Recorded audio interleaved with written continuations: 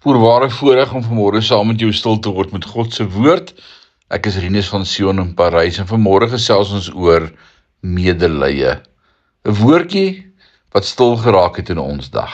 Ons vind dit in Lukas 7 vers 13, die voorbeeld van Jesus, en hoor wat skryf Lukas: toe die Here haar sien, het hy haar innig jammer gekry. Moenie huil nie, het hy gesê. Medelee is jou pyn in my hart. Dis die eienskap wat ongelukkig in ons samelewing ontbreek, maar een wat Jesus voortdurend geïllustreer het. Hy word die man van smarte genoem, omdat hy die pyn van mense in sy eie hart geneem het. En tog is die ironie dat die boek Hebreërs vir ons sê dat hy met olie van vreugde gesalf is bo sy medemense.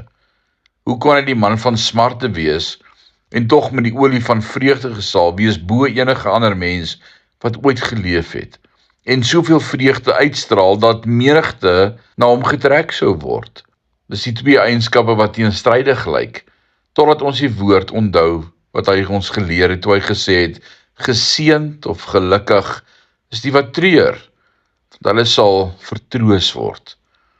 Een van die sleutels tot geluk is om toe te laat dat jou hartseer jou hart binnendring. Jesus het egter op die toneel verskyn en daardie mentaliteit vernietig deur te sê: gelukkig is die man wat homself nie losmaak nie, of distansieer nie, maar wat treur, wat hartseer is, want hy is die een wat vertroos sal word. Troos is 'n ou Engelse woord wat dieselfde stam bevat as van die woord versterk.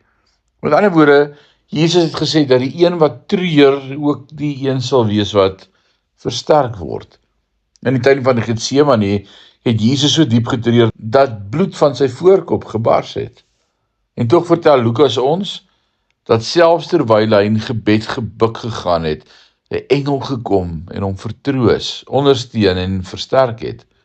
Wanneer laas was ek op die plek van pyn en gebed vir iemand anders se probleem, iemand anders se sonde? Dis die ironie. Dis 'n misterie.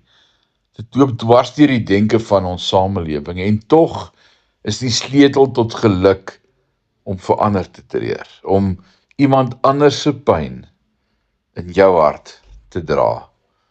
Mag die Here gee dat ons in hierdie dag mekaar se laste sal dra. Die Here seën jou. Amen.